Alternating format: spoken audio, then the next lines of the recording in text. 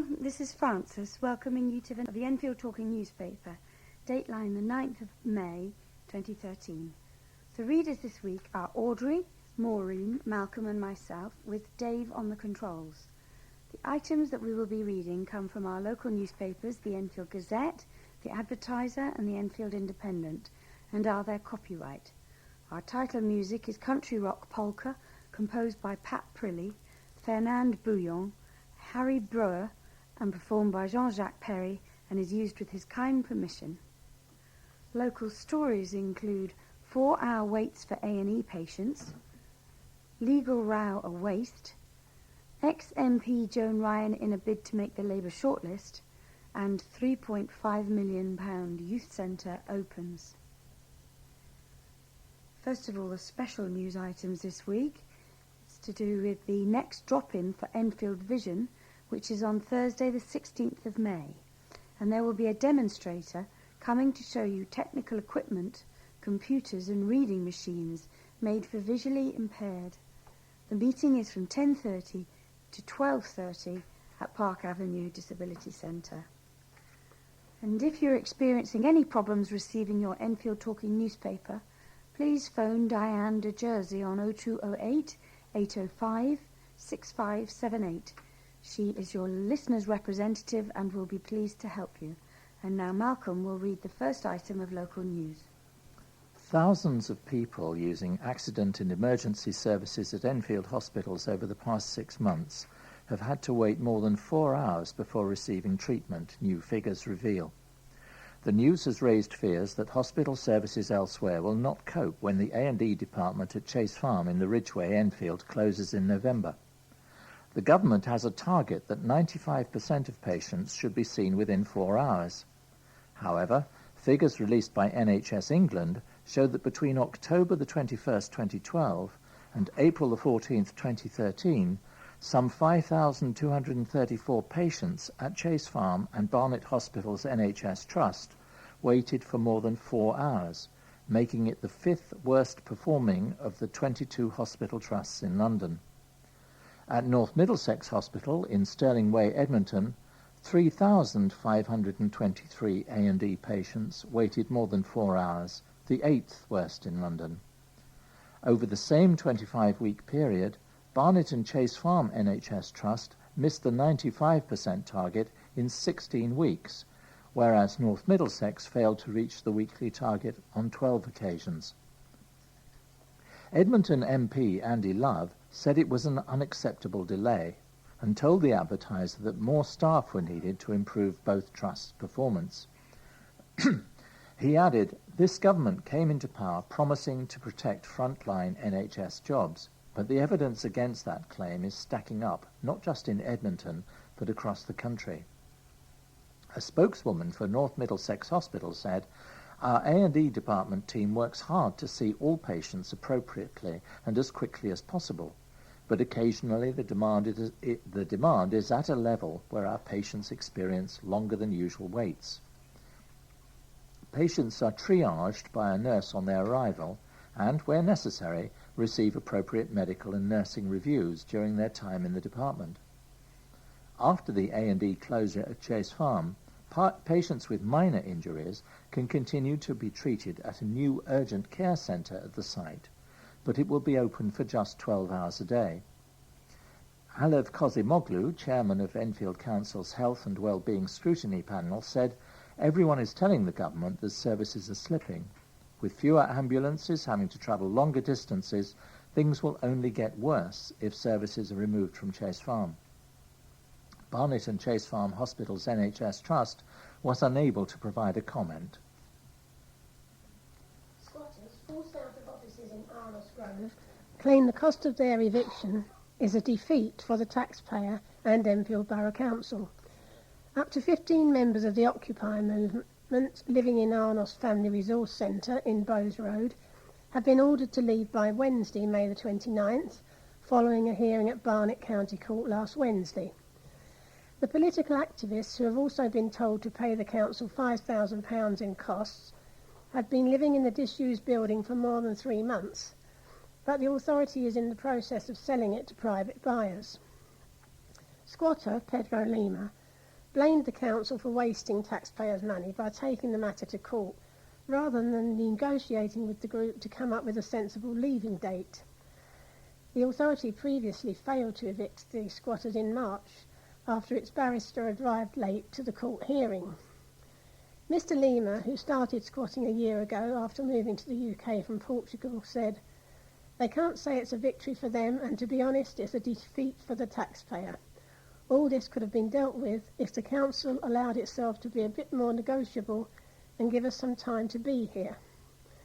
The 36-year-old said the group, which squatted for months during a campaign to save Free and Barnet Library, is unlikely to resist leaving the building because it would be hypocritical of them if the council needed bailiffs to remove them at a cost to the taxpayer. He admitted that finding £5,000 would be nearly impossible, as the squatters either do not work or volunteer their time for free. The group plans to stay together, and he said it is already on the lookout for a new squat. Although it has not pinpointed a new spot, he said members are attached to the area and want to help the community as the area is deprived. Reacting to the court decision, he said it's difficult to be disappointed when you're already used to knowing how the system works. To be honest, we would like to stay here for as long as possible, but it's always a matter of time before you have to move on. A statement from the council said, "The judge commented that Enfield Council had no other option but to seek a court possession order because of the squatters' behaviour, and that the squatters had no legal defence for their actions." Throughout this process, Enfield Council has dealt with this illegal occupation in a reasonable, measured and fair way, while making it extremely clear that we will not be held to ransom by groups of individuals who think it's acceptable to illegally occupy other people's property. It said the outcome of the hearing is a victory for common sense, and the authority called on the squatters to leave peacefully to ensure the money raised from the sale can be used to pay for vital services for our children and communities. Labour politicians determined to make their mark in Westminster are battling to be shortlisted for the swing seat of Enfield North. The current MP, Conservative Nick Dubois, won the battleground seat in 2010, but took it by a narrow majority of just 1,692 votes. The Labour Party has identified it as a seat which it can win back at the next general election, and an all-woman shortlist of potential candidates is currently being whittled down by branch members in the borough. Although Joan Ryan held the seat for Labour from 1997 to 2010, campaign coordinator for Enfield North, Chris Deacon, said that she might face an uphill battle to stand at the next election. "I think the membership feels that for us to win, we need a fresh, new candidate to take the party forward," Mr. Deacon told the advisor. He revealed that the current front-runner in the race to be shortlisted for consideration is 33-year-old Firal Demercy, Hackney Council's cabinet member for neighbourhoods, who has secured nominations from the Enfield North Labour Party branches, with the largest number of members. Members of the Labour Party of Enfield North will vote for a candidate from a 3-person shortlist chosen by a panel. Ms. Ryan told the advertiser it was too early in the race to call anyone a front-runner, as the selection for the long list of candidates has not been finalised. "At this early stage, I have one more nomination than the other candidates," she said, "but nothing will be decided until this Thursday, when the second half of the constituency will make their nominations on whom they want for the job." Teenagers from across Edmonton now have a chance to take part in a range of art, media and sporting activities after the stunning £3.5 million Craig Park Youth Centre opened recently. The Unity Hub at Craig Park in Lawrence Road, Edmonton, has been designed by youth club members and offers a range of activities, including music, art, dance, cooking and sport. And Exposure, an award-winning media youth group, is leading a programme that will give teenagers the chance to develop graphic skills using the latest equipment and software and to learn from experienced professionals. The centre has been redeveloped with money from the government's My Place fund, which was awarded to Enfield Council in 2009. Bambus Charalambus, Cabinet Member for Culture, Leisure and Youth, said, "I am so proud of the young people who have worked so hard to develop this centre. They have planned not only a world-class youth facility, but also a place for the local community." According to the Council, the youth centre will give young people a chance to enhance career prospects, with experienced team leaders on hand and specialist courses available. It will also give young people a creative outlet, allowing them to make videos and music, choreograph dance routines and write and perform plays. By investing in exposure, we are expanding opportunities for young people, added Mr. Charalambus.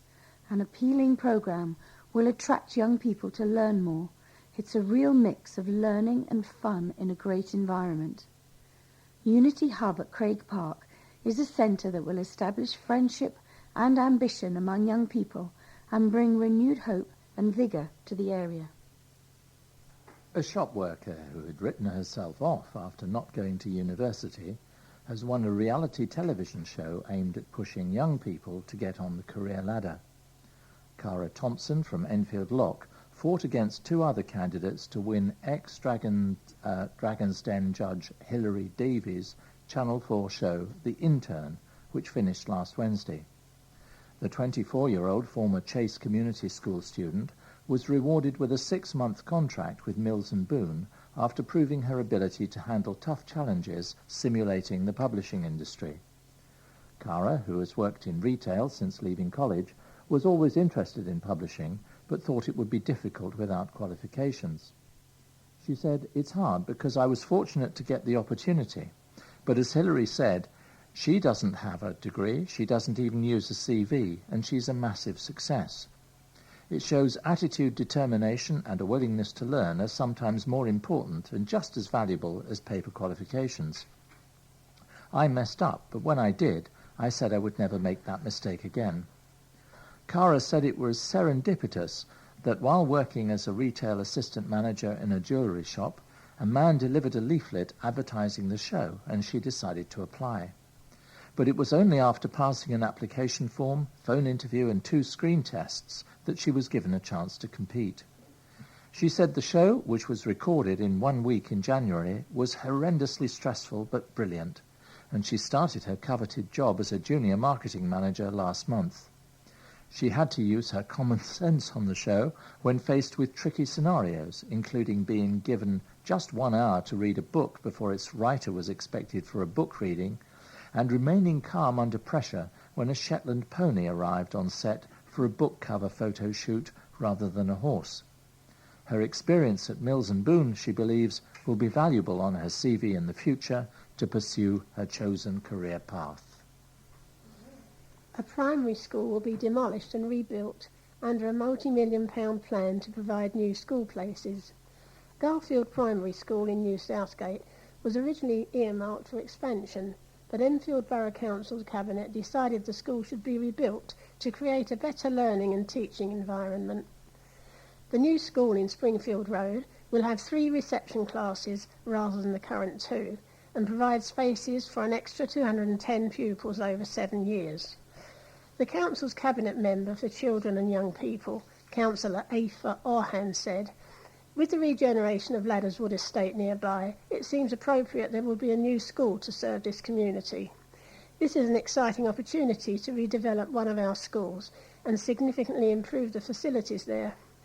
Enfield Council has been working hard to ensure there are sufficient primary school places in this borough and to carry out its duty to provide our increasing school population with high-quality education in safe, secure and good facilities. We are spending £25 million to provide hundreds of extra school places in the areas they are most needed, while improving our educational facilities. The redevelopment of Garfield Primary School will form a key part of this project.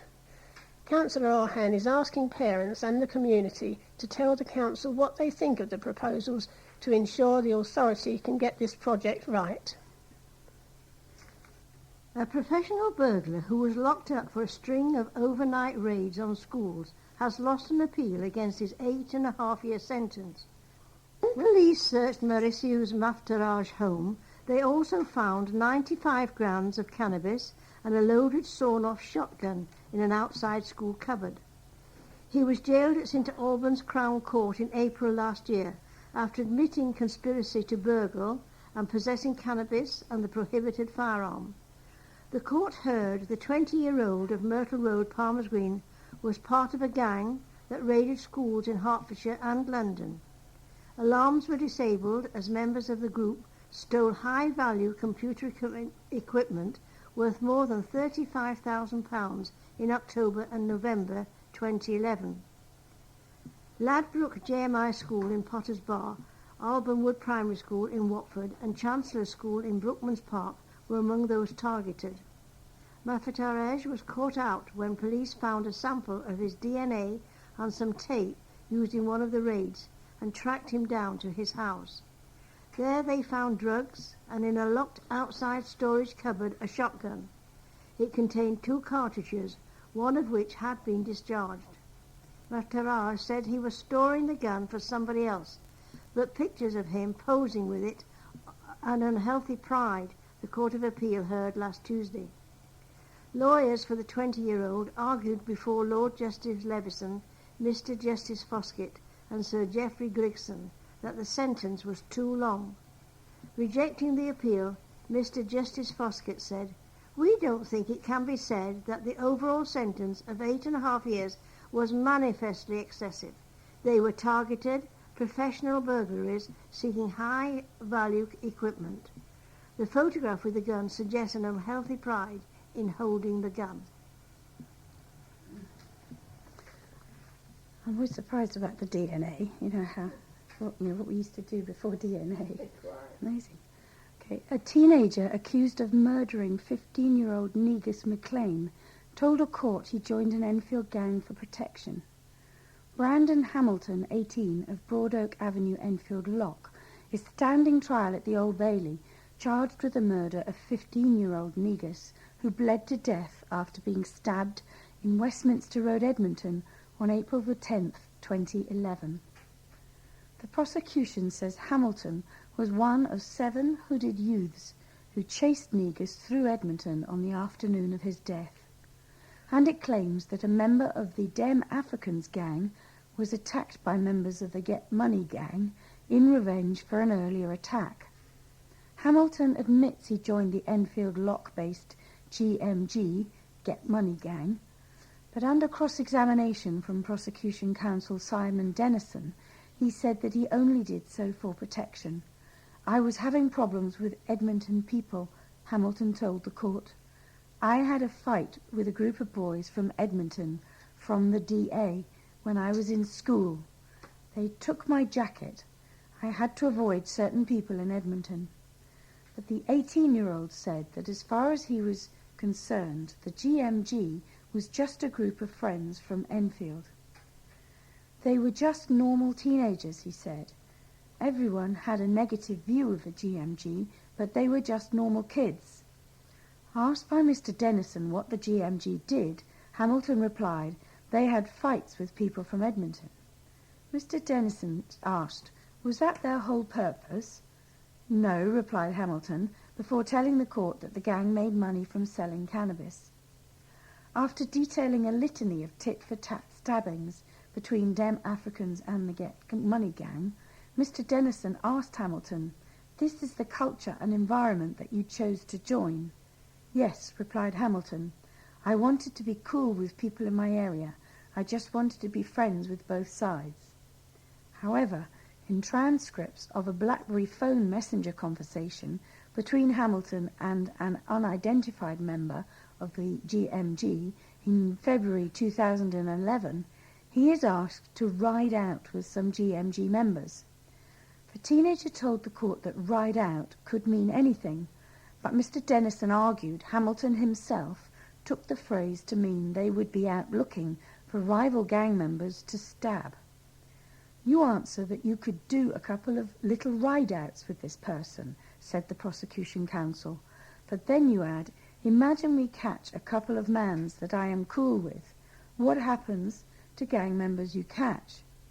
They get stabbed, beaten up, punched, replied Hamilton.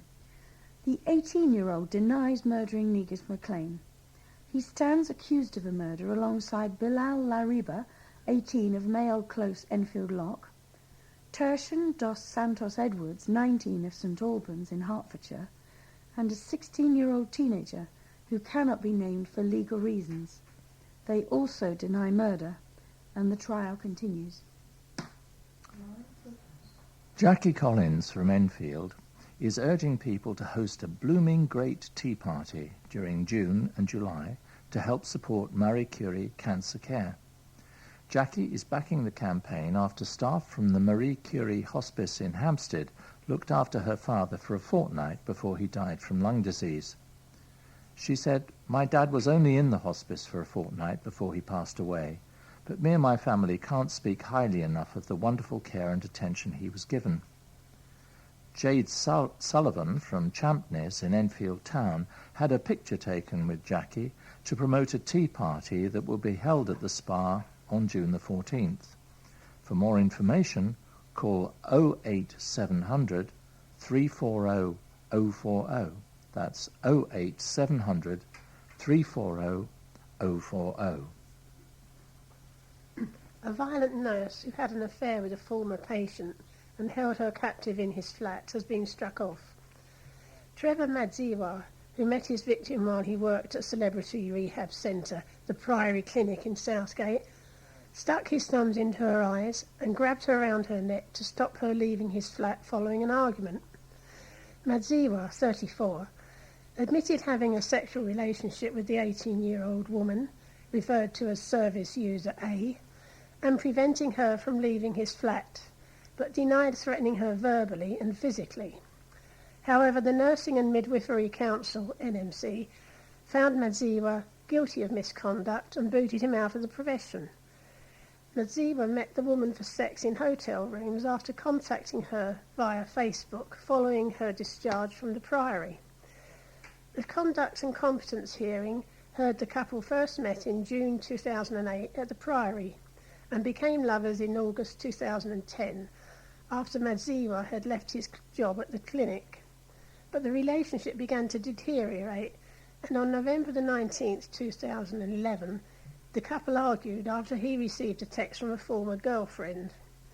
Madziwa then held the woman down by her neck to stop her leaving and took her shoes and handbag away.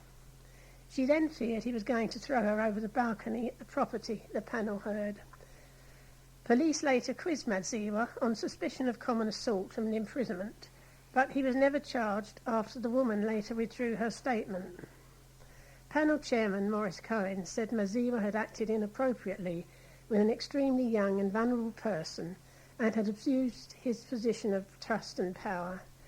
As well as being struck off, Madziwa was given an 18-month interim suspension order. A bit more cheerful. Just days after announcing the latest winner of television cookery show MasterChef, presenter Greg Wallace took time to visit Enfield. The star visited Springtime Nurseries in Cattlegate Road, Cruise Hill, to promote his fire pit and grill furniture. Days after viewers saw Hackney resident Natal Coleman crowned winner of the BBC One series. Food critic Mr. Wallace, 48, also congratulated competition winner Sue Edwards after she won a dinner date with him at one of his restaurants. Paralympians of the future raced around the track during a fast-paced athletics meet in Edmonton. More than 150 people from London, Essex and Hertfordshire competed in the annual London Disability Championships at Lee Valley Athletics Centre in Meridian Way. Almost 40 people volunteered to help the day run smoothly, and officials from athletics clubs in the area also lent a hand. Sports Development Officer David Shalfan said, "This is the 5th year that Lee Valley Athletics Centre will be holding this national event, and we are thrilled to watch it grow from strength to strength." Staff at Lee Valley Athletics Centre have reported bookings for competitions and courses have almost doubled since the 2012 Olympic and Paralympic Games. A commuter challenge to find the fastest way to travel around Enfield resulted in cycling coming up tops. People walked, drove, cycled and took the bus in the 2-mile route from John Wilkes' house in Ponders End to Enfield Civic Centre in Enfield Town to find which was fastest at 8:30 a.m. when commuter traffic is heavy. The first bike made it past the finish line on April the 25th in 8 minutes 45 seconds, and the second bike in 13 minutes 32 seconds. A car came in next at 18 minutes 40 seconds, the pedestrian took 28 minutes, and the bus passenger trailed behind at 42 minutes. Councillor Chris Bond, Cabinet Member for Environment, said, "There are many ways to get around the borough, but looking at the cost of transport, speed and what is most enjoyable, it's very clear that cycling comes out tops." Enfield Council is doing everything it can to not only improve the cycle network by developing a network of greenway routes, but also offering free cycle training to adults and young people. Friends of 3 brilliant teenagers killed in a car crash last year are preparing to record a song in their memory. Kevin Newland and Richard Bush, both 23, have written the song in tribute to Jack Boyton, 17, Harry Ferrand, 17, and Ashley Jones, 19, who died after driving their Vauxhall Corsa into a parked lorry on the A10 near Hoddesdon in November last year. The pair, known as Bulldog and Narrow, grew up with the boys on the Elsinge estate in Bullsmore. The Elsinge Angels song, which they wrote together, has already received more than 2,500 hits since they uploaded it onto YouTube. Narrow said, "They were all brilliant people. They were always up for a laugh and playing football. We just wanted to put down clearly what we feel. Everyone is saying well done and wants to know about it, so it's a good thing. We just wanted to do it as well as we could, but we don't want anything in return. We just wanted to get it out there." He said writing the song has helped them both deal with their grief by putting their thoughts in writing. They will visit a recording studio in the coming weeks with hopes to release it, with all the proceeds going to Jack's Cafe, a sandwich shop due to open in the Elsinge estate later this month in memory of Jack Boyton. Bulldog said, we just want it to be as big as it can be. The boys meant a lot to us. They were like brothers to us. During the emotional tribute, the boys say times are hard without their friends and wish their names would flash up on their telephones. The pair, who are spending most days helping Jack's mother, Sarah Boynton, set up the cafe, they sing, "I just want to see your faces and hear your voice. I would turn back time if I was given the choice. Boys, you're truly missed and will never be forgotten. I love you with my heart from the very, very bottom."